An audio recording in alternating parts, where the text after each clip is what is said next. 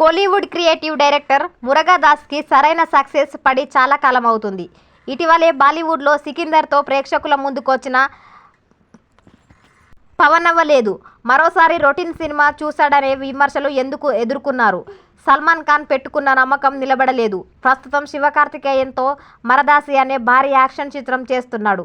ప్రచార చిత్రాలతో మూవీ మంచి హైప్ క్రియేట్ అవుతుంది. సెప్టెంబర్ 5న ఈ చిత్రం రిలీజ్ కానుంది. ఈ సినిమాలతో పాటు మురుగదాస్ మరో 2 చిత్రాలు కూడా పట్టాలెక్కించారు. అయితే ఈ 2 కూడా రీమేక్ కావడం విశేషం.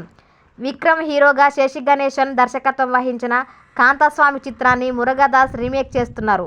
అలాగే తెలుగులో యావరేజ్గా ఆడిన ఉగ్రం చిత్రాన్ని కూడా రీమేక్ చేస్తున్నారు. ఇందులో అల్లరి నరేష్ హీరోగా నటించిన సంగతి తెలిసిందే.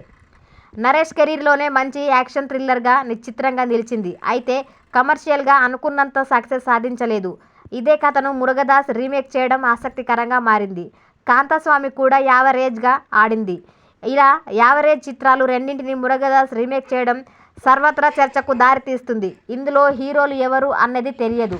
అలాగే ఈ 2 ప్రాజెక్టులకు సంబంధించిన విషయాలు ఇంకా అధికారికంగా వెల్లడి కాలేదు. కెరీర్లో ఆరంభంలో మురుగదాస్ తన చిత్రాల్ని తానే రీమేక్ చేసేవారు. కోలీవుడ్లో తీసిన సక్సెస్ఫుల్ చిత్రాలను తెలుగు, హిందీ భాషలో రీమేక్ చేసి సక్సెస్ అందుకున్నారు.